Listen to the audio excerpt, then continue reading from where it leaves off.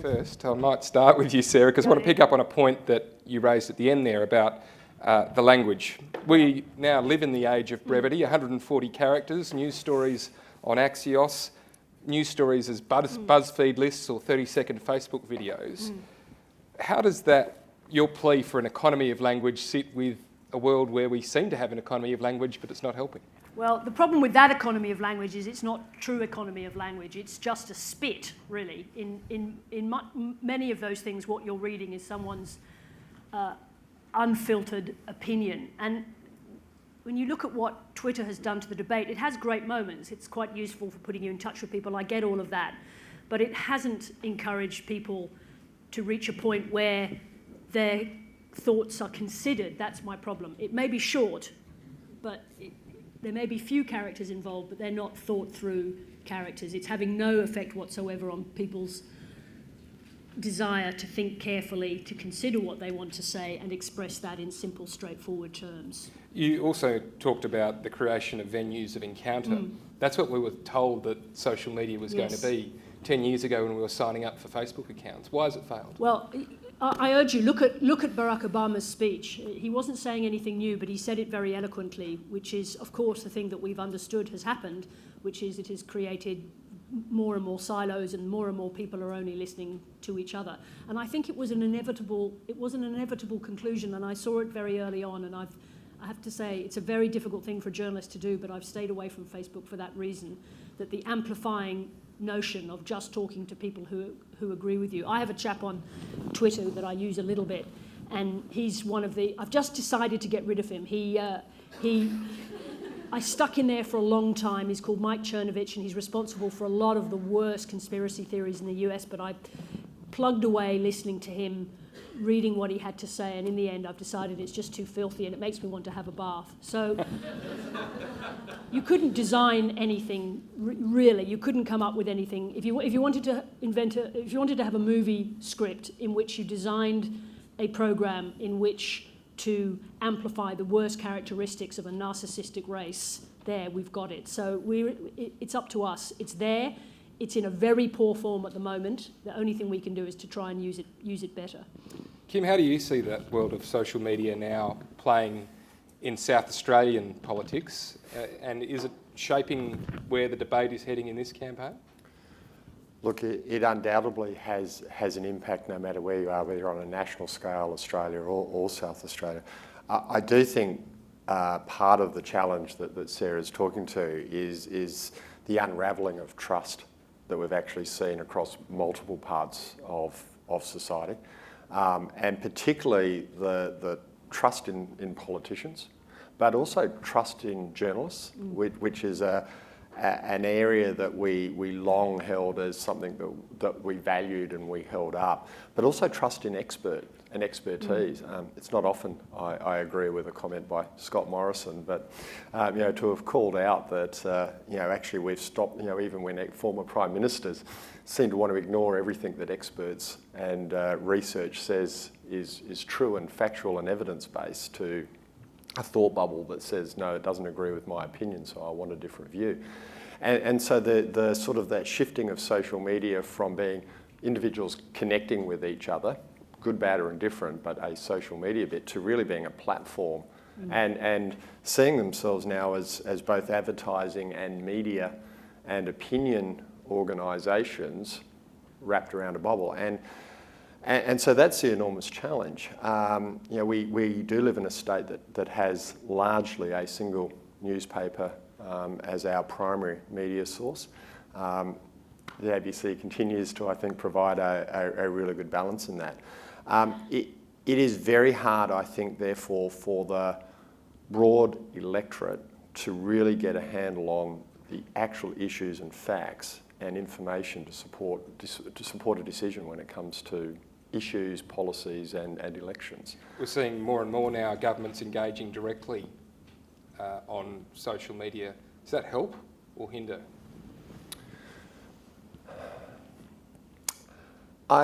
Look, my observation would be that by and large they're using it as another vehicle in which to put out election information and advertising information. I don't think that hurts. I think we need to, in a democratic society, the mechanisms that allow our political parties to talk to more and more people about what they stand for, what their policies are, is good.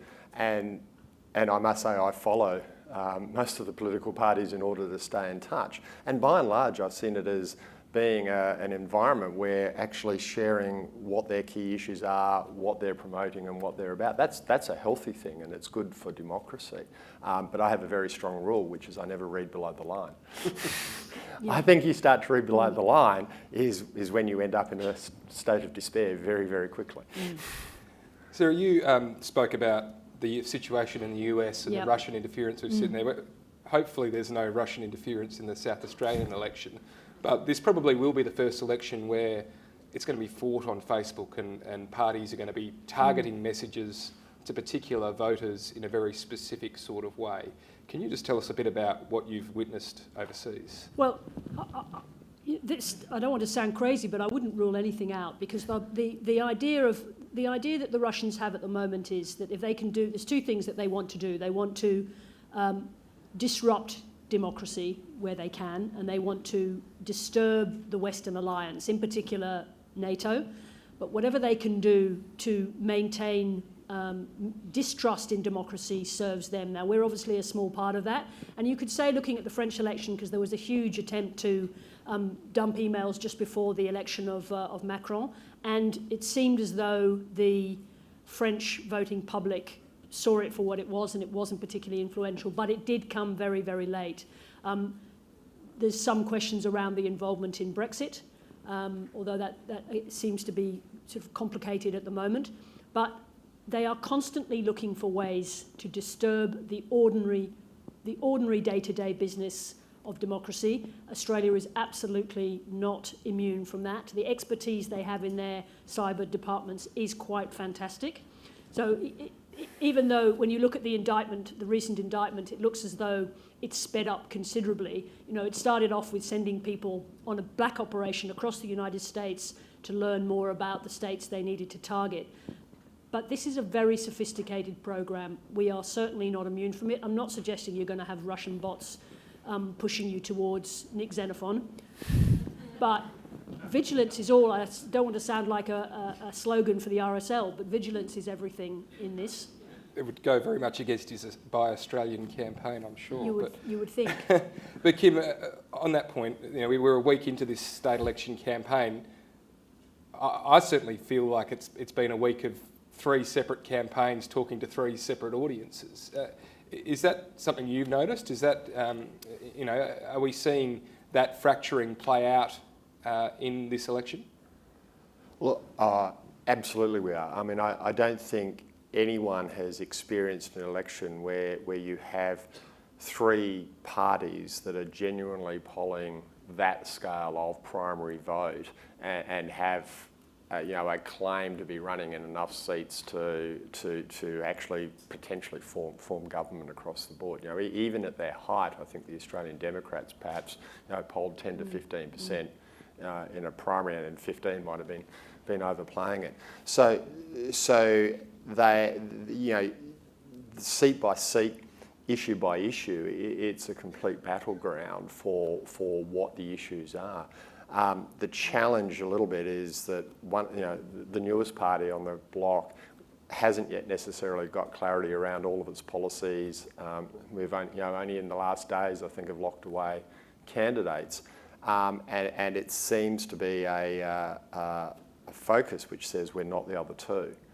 And so that's the sort of the dynamic that becomes really interesting, is that such a, you know, you talk about Russian bots, we perhaps don't need Russian bots to have created enormous uncertainty and unclarity, and you know, if part of the underlying bit of Trump and Brexit and other global phenomenons is not those two, we're seeing that already play out, but with a political force that might actually, you know, as I said, have enormous influence on who forms government. I suppose in one of the there we go. I always used to say that was a watch, not a phone, that if anybody's phone goes off in an event, they just have to pass it to me and I'll interview the person on the other end. That was only your You can watch. have it. I suppose in this case, your outsider is an insider, which so we haven't yet. We had the incursion of Clive Palmer, which was probably the first iteration of it in America, but not at least. But in some ways, it's interesting here because you've got an insider, outsider posing as an insider, or posing as an outsider. Sorry, what did I say? An insider, outsider posing as an outsider. What has the introduction of Xenophon, though, done to the major parties? Are they having different conversations than what you might have expected them to be having at this point of the cycle? I think it's created enormous distraction for them, but I think when you do strip that away, there's still a Labor Party who's very clear about what they've delivered to South Australia over 16 years, and that's their very strong message about that they're standing on their track record and their willingness to deliver on that would be my observation. And a Liberal Party who is looking back over 16 years to be able to talk about what has or hasn't worked in their views and pushing a view that change is required and what that might need. I talked about uncertainty in South Australia, but enormously opportunistic. There's enormous opportunities. There's an enormous amount going on here at the moment. And the really hard bit that I think but particularly the Liberal Party and Xenophon are struggling with, which is I think they'd much have preferred the economic statistics of South Australia of 2 years ago and everything that had in play for 2 years ago than it is today. And there's that balance of, without talking down the state, whilst trying to present a cohesive, different alternative approach going forward.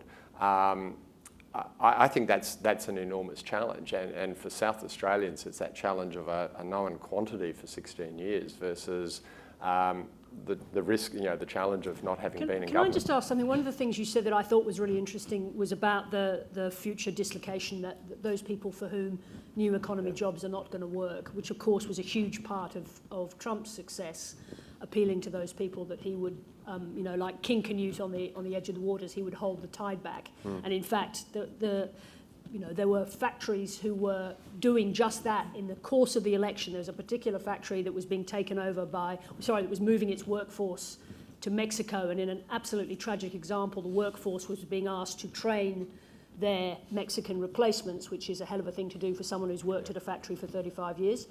And Trump said during the election that he would stop that, and of course he didn't and couldn't. But that's the election, it's over now. So how will that play into this election, that group of people for whom the future is unlikely, for those people who are not going to belong to South Australia's new future? Yeah, and I'm being interviewed by two people up here. I'm not sure I signed up for that. Only one of us has won a gold Walkley. But we can do more Fox and Friends. We can do Good Cop and Bad Cop. We could go on the road. We'll work out later on which one's which. Oh, he's the bad cop. And so this plays into the reason why this is a completely unpredictable ability to call this election where it might play out, because those individuals historically would have been Labor heartland here in South Australia. South Australia, when you paint the Liberal seats and the Labor seats, there's an south and north Labor. Right across from west to east is Liberal-held seats under historical elections. The disaffected, therefore, where might they go? If they've got to the point of saying we no longer believe the government that we've traditionally voted for can deliver for us because of change, and don't believe all of the good news and the upside that they're seeing, might easily therefore be that that's the anywhere between 18 to 25% that a Xenophon SA Best team is picking up. The more important question is, where does their second preference go? Yeah. And are they going to make that choice themselves, or are they going to follow how to vote cards?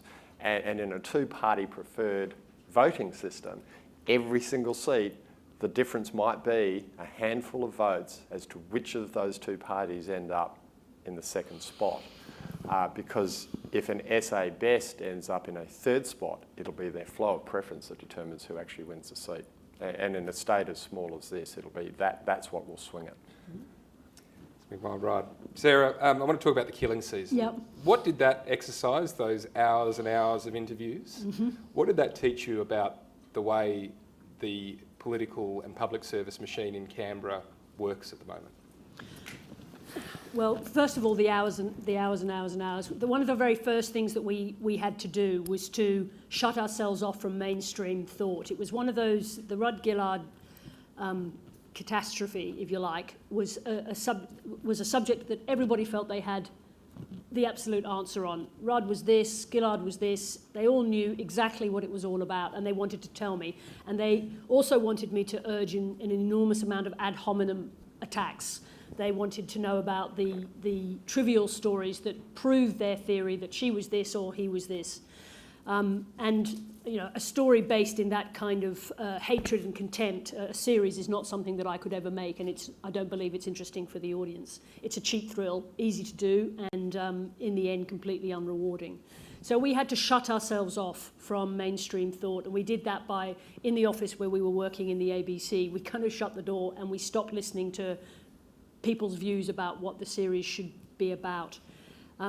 It's interesting about the public service because as always, the truth is more complicated. There was a senior public servant in Victoria who'd come into federal politics who said that Rudd, for example, ran a very good cabinet, that he was a very good cabinet, he was a very good chairman of the board, if you like, and that he was also polite, much more polite than a number of the other ministers around the table who were devastatingly rude to public servants. So all of these things go against the received wisdom that people had about Rudd. And once you get a narrative fixed on a politician, and quite often people's instincts, I think, are right, but in that case, once you have a fixed view, it's very hard to shift it.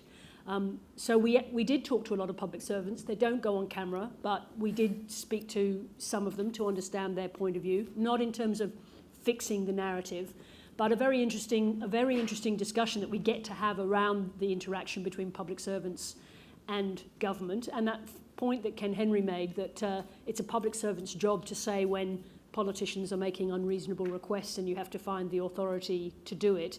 The dysfunction was extraordinary, and it was a period where politics will always, of course, make it much harder for public servants to get on with the job of running the country, as Sir Humphrey Appleby would say. But it became clear that the forces at work at that period made the proper functioning of anything nearly impossible. That the period of time talking to people about that and trying to unearth the truth actually is probably the most rewarding thing, one of the most rewarding journalistic experiences of taking received wisdom, setting it aside and going back to the beginning of a story and trying to piece it together from first principles. And that means only talking to people who are in a room. So people will tell you, what just happened at such and such and such and such, but they weren't there. So we only took the views of those people who were present at any key moment. So, Sarah, in that scenario where a government has got significantly dysfunctional, how do you balance that up with that commentary about the loss of faith that comes from changing a Prime Minister in their first term? Well, I go to where Ken Henry was, that when yes, there are problems and it's causing a loss of faith, but the response to that is not to burn the house down. Yep. The response to that is to improve. And that he says it was his job and the job of people at his level to do that. It wasn't the only contributing factor to what happened, but it was a contributing factor. But the job then is to stand up and do something about it and not just to let it continue. Yeah. So part of the loss of faith, but there were people there who could have made a difference, and that's when the politics comes to play in all of its at its most grotesque. Kim, talking about government dysfunction, what is your view on the possibility of a minority government in South Australia and what that might mean for the business of politics in this state? If you talk to business groups, they'll say another minority government, particularly one with the different parties that we're likely to see in South Australia, will be a disaster. Does it mean that people are going to stop investing in this state, or can it be workable?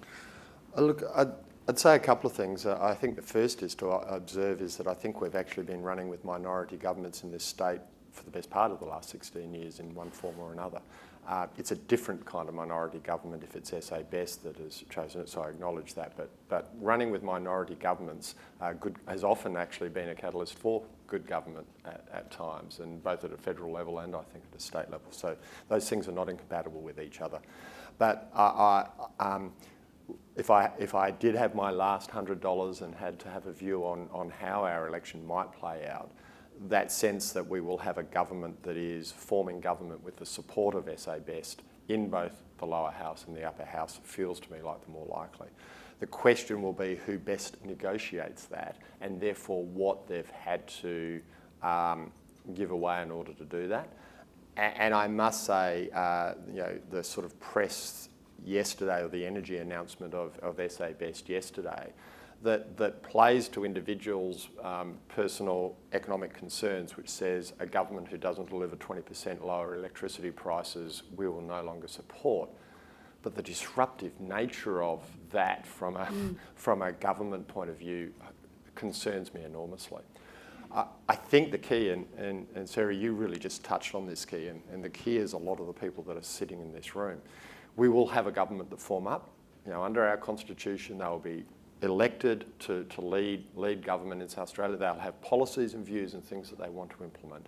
The consistency, the future planning, sustainability of that will come from how our public service then rallies to do what they need to do, which is to support the government of the day, to be an effective government of the day, and to deliver outcomes to South Australians.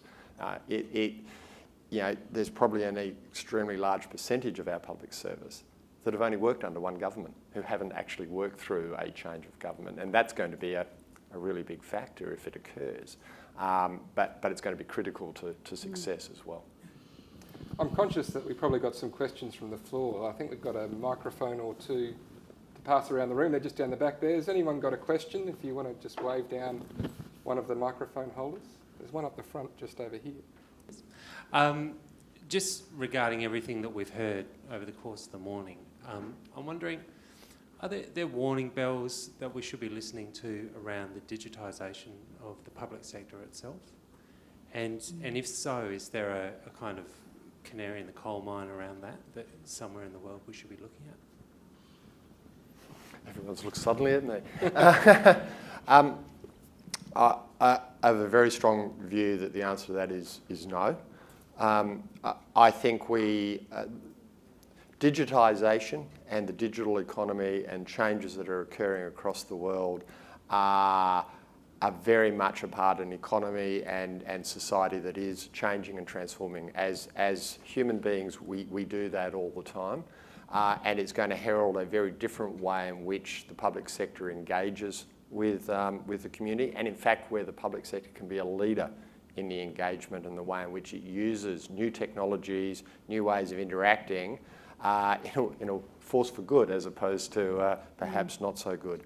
The role of public servants in that, like it is in any organisation that we deal with, is changing. We are a long, long way, and certainly not in my lifetime, where the need for human interaction, human understanding, human communication are still not fundamental to what we do and how we do it. But a lot of core and common services and interactions can be made much more efficient and effective and serve our citizens a lot better through better use of technologies in different ways. That's absolutely true, but it does bring up that point that the thing that we have to remember is that the individual, it's for the individual. Government by the people, for the people. That I noticed in some of the, when you look at, actually I had a personal experience, and it's only a personal experience, so it is anecdotal, this is not data, but the UK has had a lot of problems with its e-health system. Not the only ones. No problem in South Australia. No, nothing like that.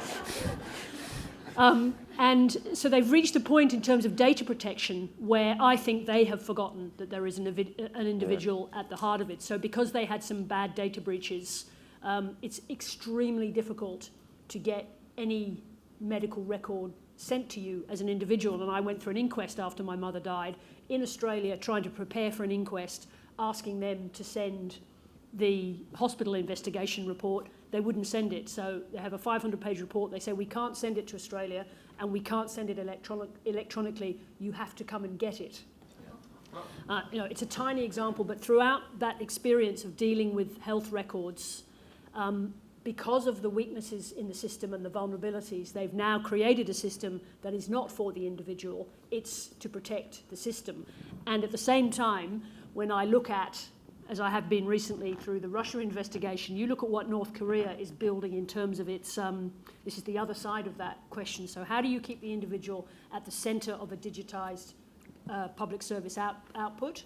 But at the same time, look at what North Korea is building in terms of its cyber warfare capacity is truly astonishing. Because we know that North Korea is behind a great many of recent attacks, but because in our minds we think of North Korea as being a lost kingdom, a dinosaur kingdom, a kingdom lost in some previous age, it's easy to forget that they are at the cutting edge of cyber incursions. So we've got two very different things: an enormous threat and the danger of losing the individual at the heart of our work. Well, look, I think that's absolutely right, which is one, as I talked about, we really need to double down on our security and protection of privacy and ensuring that the data that is entrusted to us, particularly as government, that we understand it and we do put in place the appropriate measures to protect it.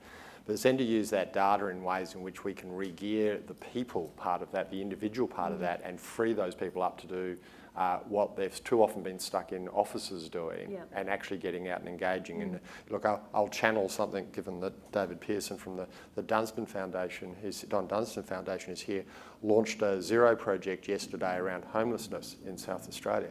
We need technology and data to understand who they are, where they are, what their background is, and but we need people to actually know them as individuals, to connect with them, and then to use that knowledge and information and the digital tools to then transform their life. So it's more people, but doing things different, doing a different role than they have over the last 10 years. So the UK is doing some extraordinary work with that data analysis and that combination of the individual and the data, and then at the same time they employ a company in Liverpool to build a hospital that has got enormous financial problems and collapses and causes the hospital not to be built. So the old-fashioned problems are there amidst the brilliance of the boundary riding that they're doing at the same time, and it's the same thing here. Yeah. Human beings will still do stupid things. Yeah, very stupid things, yeah. Speaking You of can't which, digitise that away, No. can we? No. speaking of which, question about the US. Yeah. We've got our Prime Minister over there at the moment. Yes.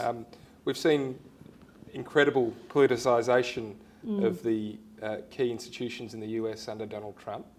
Is that something that do you think we're going to see worldwide, or is it particular to what we've seen in the US?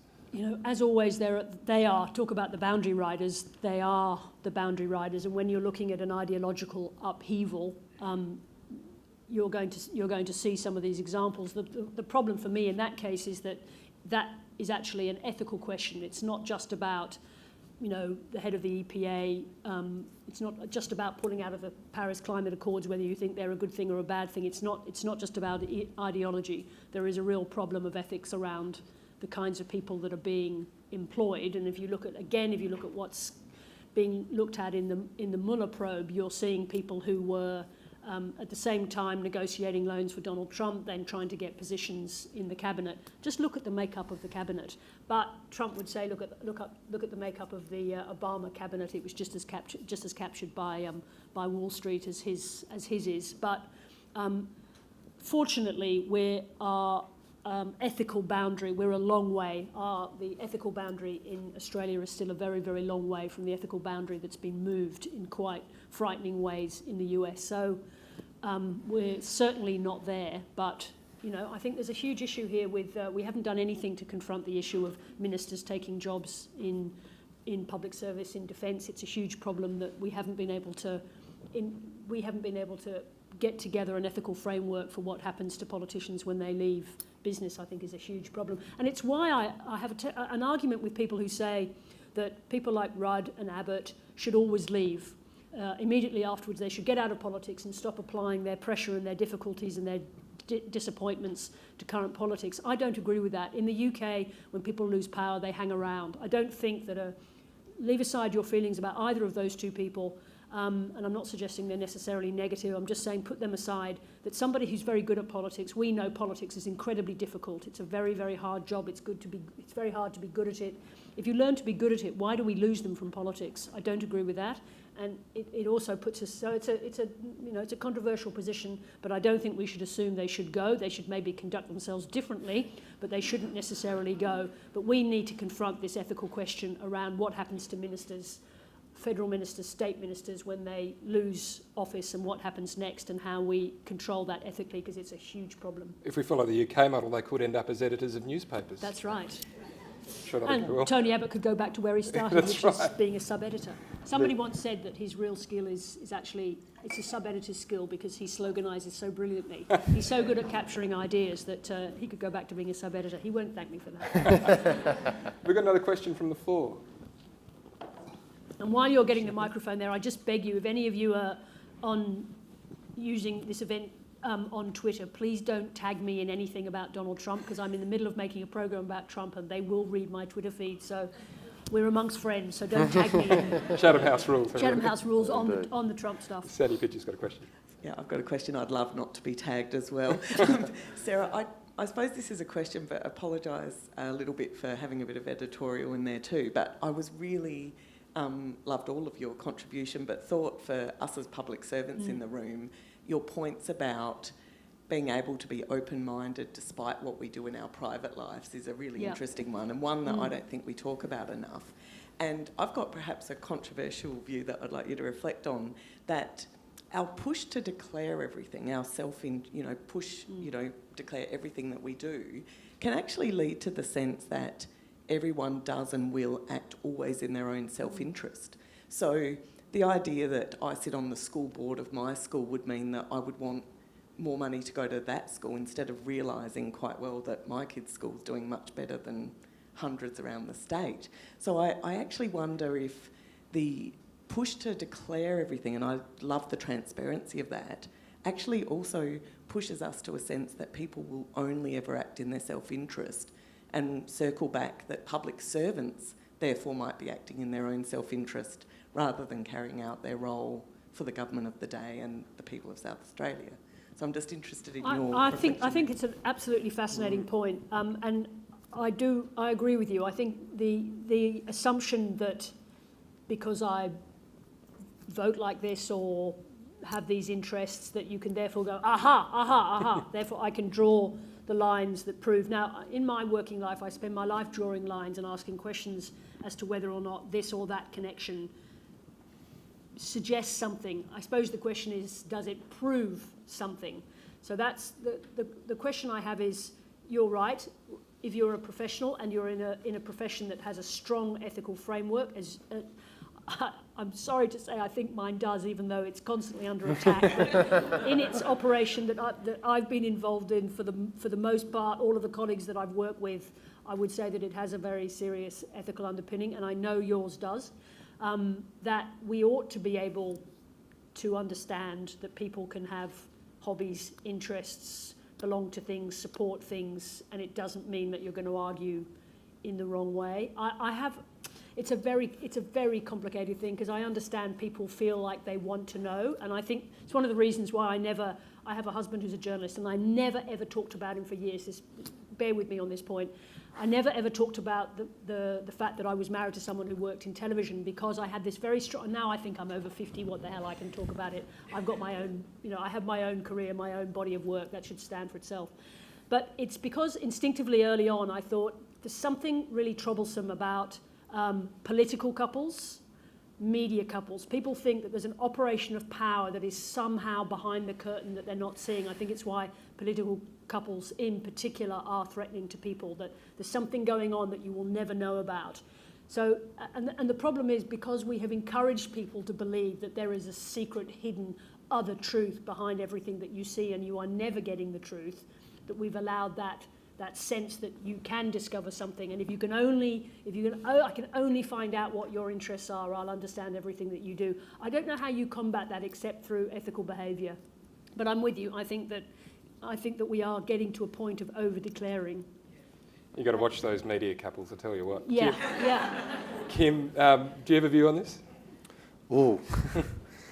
Actually, I think Sandy's makes an exceptionally good point, and I do think it gets back to something I was perhaps touching on earlier, which is we do have to have trust and confidence in the institutions that we've set up, both the ethical frameworks that we have and the institutions that we've set up that ensure that people both who make decisions are doing so from the right point of view, and if they do have conflicts and aren't making the decisions through the right frameworks, that they will be held to account and there are mechanisms to deal with that. I think if we're relying on declarations to the public, we're back into social media and drawing conclusions and jumping to conclusions that actually don't help good people make good decisions and feel confident to make good decisions.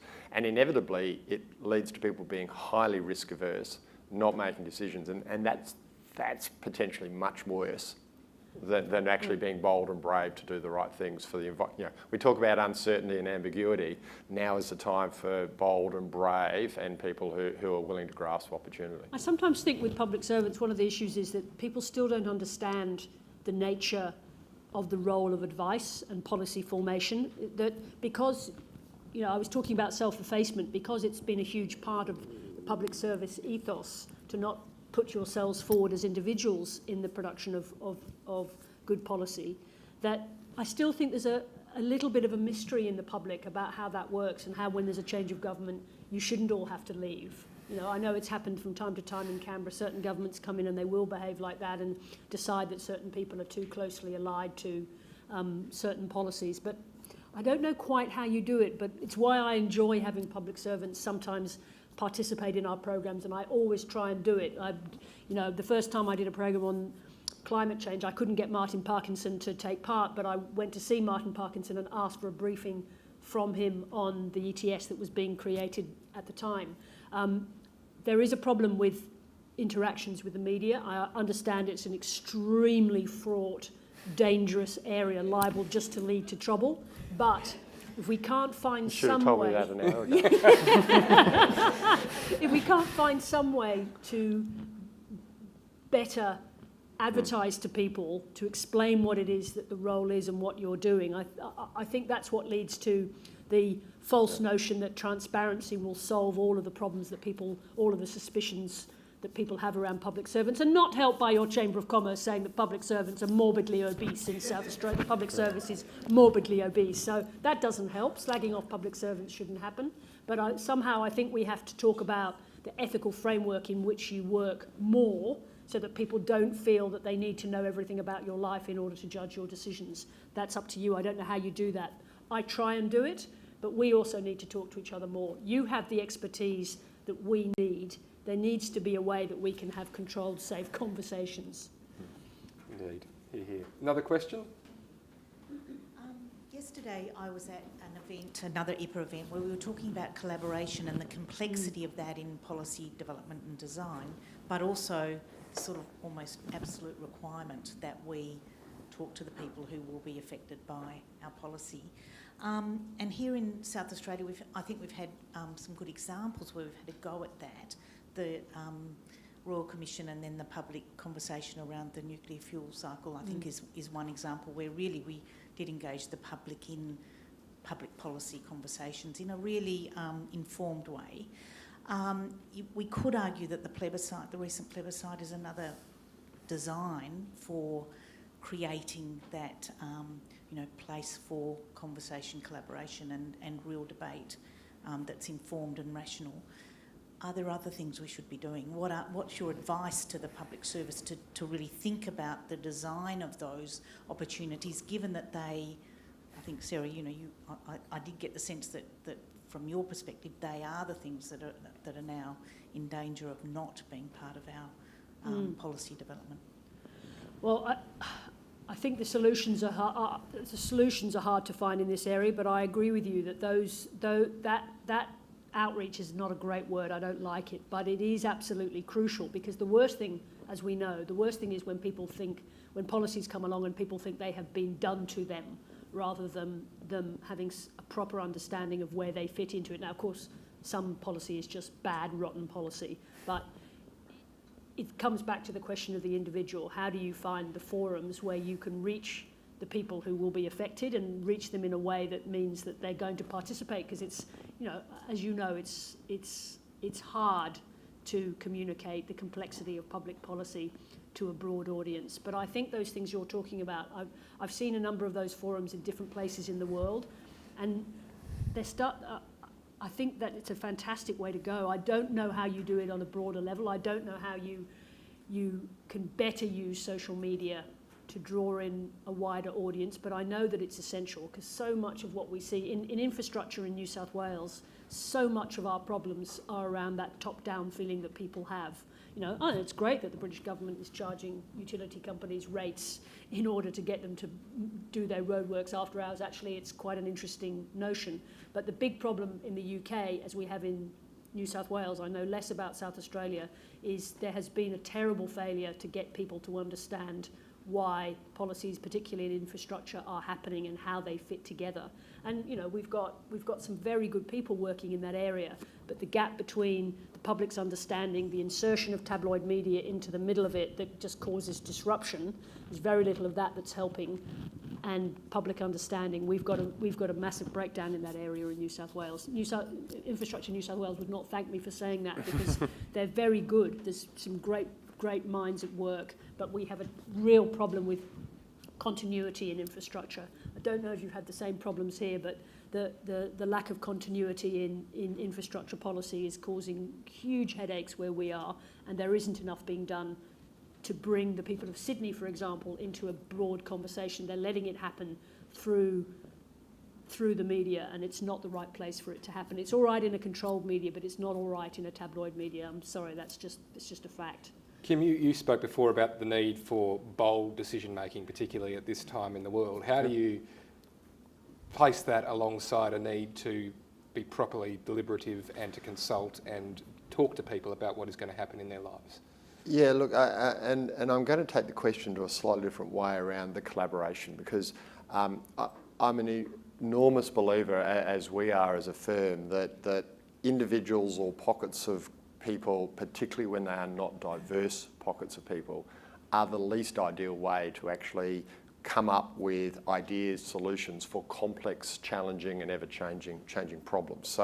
So therefore, when we're thinking and talking about complex social issues, complex government issues, the need to actually engage broader and wider with more diverse ideas and mindsets are really important. And this is what has spawned, collaboration hubs that actually bring together the people who actually are at the coalface delivering service, the people who actually are receiving service, citizens, different parts of government and different parts of a business community together, structured, facilitated, well worked through.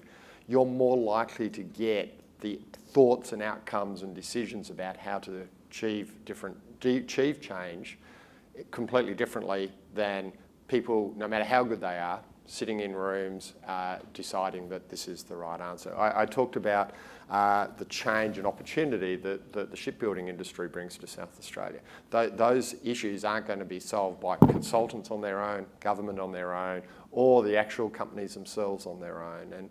And it doesn't matter whether it's an economic opportunity, infrastructure choices about how we do it and where we lock it together, or social issues. It's actually how you do that collaboration. And really importantly is, to be organised and structured, any government has to have departments and they need to have clarity around ministers and a reporting bit. But the challenges and issues in the world we have today are rarely going to sit neatly in a particular portfolio or in a particular government agency. So it's really important that design and thinking about how we solve issues comes from a multitude of skills across different departments, not just a Treasury solution, not just a Premier in Cabinet, not just a line agency solution. And I think out of that, you get much better outcomes and a better way in which to be able to communicate those outcomes to the public without necessarily going, I'm really hesitant about a couple of the examples you use, those which actually means the only way we can govern and lead an organisation is when we do polling of everyone, get the best popular answer and go and implement that. That doesn't feel like government to me either. So one of the things that's happening, I think, that's very exciting is in universities, where universities are designing degrees are collaborative units. And now, and hopefully that will not just trickle down, but pour down into the way that education at the high school level is done. But you're right, if the universities continue to build multidiscipline degrees where people work in hubs, at least they will be trained in the notion that if I'm an engineer and this person's in communications, we actually work together. We don't come to each other at the end of the project. But still, that talking to the public thing is incredibly important. And the point about diversity is so well made. I noticed Helen Sullivan in a speech the other day at the Crawford Institute was talking about how people talk about the golden age of public policy under Hawke and Keating, but she made the point that the public service was entirely men. So yes, it was probably an age of there was a great deal of quality going on in thinking, but it was an entirely male public service, and so it's unlikely that it was quite as perfect as we like to look back and think. Folks, time's rolling on. We've probably got time for one more. This gentleman's had his hand up for a little bit. Hi, I'm Freddie. I'm interested in this concept of leadership and change, and how I don't think it's good. It's not good for a family to have constant leadership change. It's not good for a business to have constant leadership change, and it can't be good for a country. And I think about what holds a family together, a business, and this culture and values concept of thinking about the way you want to treat people, the way you want to live your life, and this concept of the civil society. So what do you think's caused this problem that we have about this constant leadership change, where it now in Australia becomes a trivia question, trying to answer who's been in leadership the longest in the last 6 years in the Australian government. So I'm interested in your knowledge of the past, where there was more stability in leadership. What was the equation that created that? And what's now the equation differently now that's creating the problem of constantly changing leadership in this country? Well, one of the issues in the past was that, so in the past there was an expectation of continuity, that continuity was good, that stability was good, that the opposition would try and win, but that with your own party there was a very profound understanding that continuity was crucial to good government. Some very specific things happened to the Labor government, which was the move into federal politics of a number of people from state politics, including at least one character from South Australia who played a huge role in the unseating of Kevin Rudd, and a number of characters from New South Wales Labor. So these all came from the right faction of New South Wales, of Labor in South Australia and in New South Wales. And they brought with them, particularly the New South Wales mob, brought with them the notion that you can just churn through leaders and it doesn't matter, and that a faction will put its own leader in place, and if it's not working, we'll get him out and get another one. It was a horrible period in New South Wales, and they took those ideas into federal politics. Senator Mark Arbib went into federal politics. He had learned how to do that in New South Wales, and they started thinking about it very early on. He was part of Kevin Rudd's ascension, and then he very, very quickly turned and became one of the key players in the removal of Kevin Rudd. So in that sense, it was a very detailed thing. It was very bad politics in the states that was brought to federal politics and upended a notion that had existed for a long time, which is you don't remove a Prime Minister in his first term. And Labor paid a horrendous price for that insertion of New South Wales state politics into the federal arena. And the Liberals, who could believe, the one thing I knew after the killing season was that no one would ever be so stupid as to do it again. Absolutely, for sure.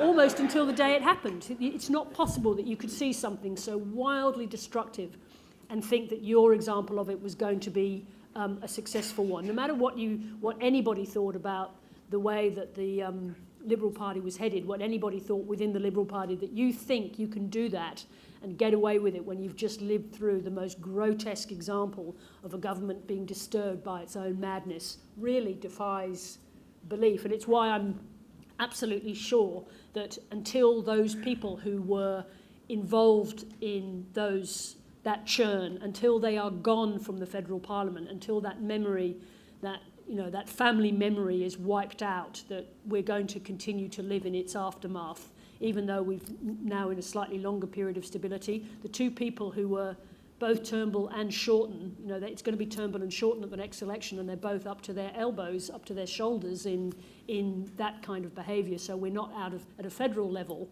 whatever they say about how secure and stable they are, they're not. We are still in the aftermath of those awful, awful shenanigans.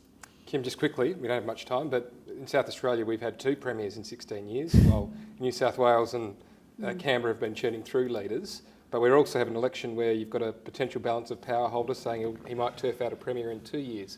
Are we in for a period of more instability in South Australia? That has got to be the fear. I mean, I think good leaders, if they grasp the opportunity, they have a clear message, and they rally support around them, can absolutely rise above that. I really hesitate to sit here and say we are headed towards that. That's something we all have a responsibility to work towards to ensure it doesn't happen, though, because that level of instability is exactly what Sarah describes. It doesn't lead to longer-term decision making. It doesn't lead to confidence in our leaders. And no shorter time, but this is not just limited to politics. I think I'm going to get the stat wrong, but like the average life cycle of a CEO of an ASX-listed company in this country is less than 5 years.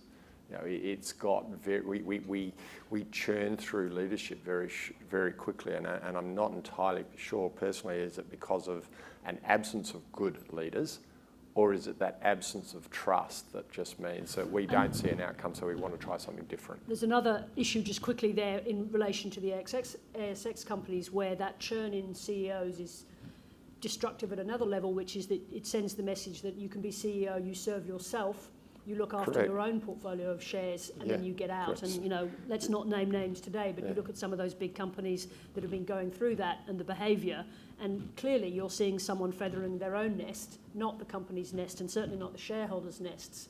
And that's also part of the problem, that it becomes, this is about my interests while I'm the CEO, not the interests of the, a well-performing company does well for me, but I'm going to organise it in a way that serves my interests best. And I think that, just coming back very quickly to politics in South Australia, that one of the things that we have to be able to tell people if you get a new government is that we can't be afraid to say that government is hard and you need to learn it. They've been in opposition for a very long time. If the Liberals form government, or you get a hung parliament with new players in it, the public has got to be told, and the public's got to be able to understand that learning to be good at government takes a bit of time, and that they don't have all the solutions, and they shouldn't promise to have all the solutions straight away, which is why I really am opposed to this 100 days idea.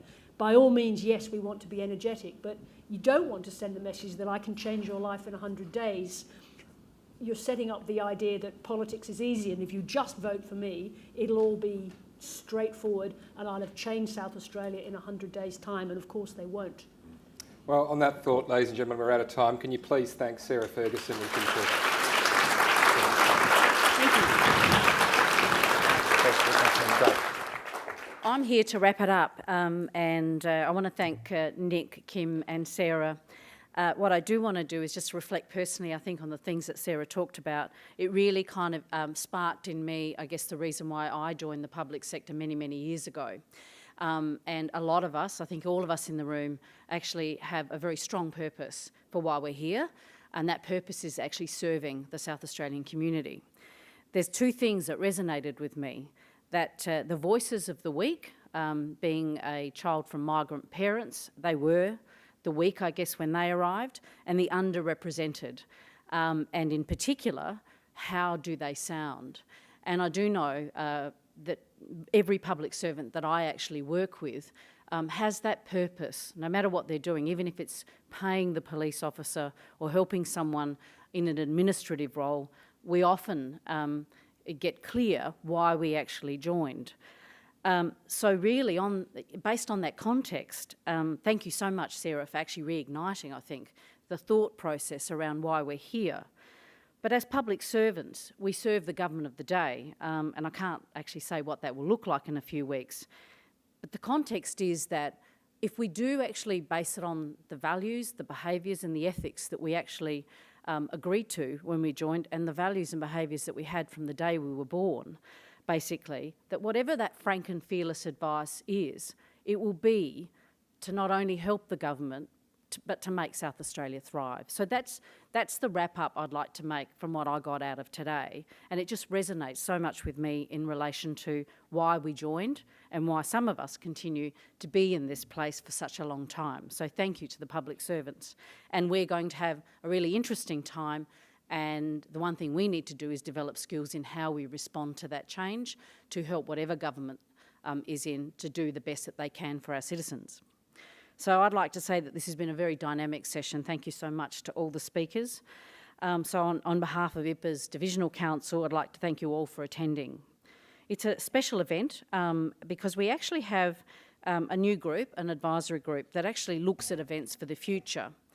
I want to also reiterate the role of IPA. It is an independent, not-for-profit association of professionals.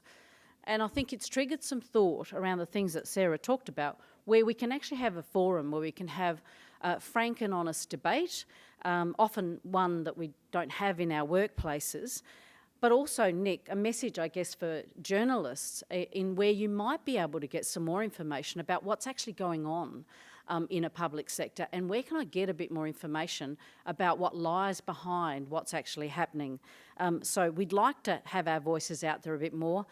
Sometimes I guess the fear of how that is actually construed or changed is often what stops us. So we are going to actually present a series of events featuring national and international speakers and leaders. Each event will cover essential topics such as innovation, technology, we talked about that today, design and placemaking, humanism and connection, and reconciliation and cultural competency. They're going to be up-close, interactive discussions that are designed to challenge, provoke and galvanise our members. So the next event is the reconciliation and cultural competency. So thank you so much to all of our speakers. I also want to thank Jack Buckskin, who isn't here to hear this, but Jack actually did, every time I hear the didgeridoo I get a bit emotional, I'm not sure why, but he does do a very warm welcome to country that makes us actually feel the connection that we should have with the Aboriginal people. Thank you to the Advisory Committee, thank you to PwC, Kim, and the support, our major event partner, and IPA management and staff who always put on a great event. We work together as a community to deliver events like today. I'd also like to acknowledge our other major partners being the State Government of South Australia, Senior Management Council, Sandy and Tony, thank you for being here. Flinders University, I don't know if there's other CEs that I've missed actually, put your hand up now. No. Okay. We also acknowledge IPA's professional members and councillors, which many are here today. We'd like some feedback in relation to our forum today. I know it's going to be brilliant. It also helps us actually to change up events and actually get some topics from you in relation to what you'd like to see. So thank you all for supporting IPA and for coming today, and I look forward to the next event. Thank you.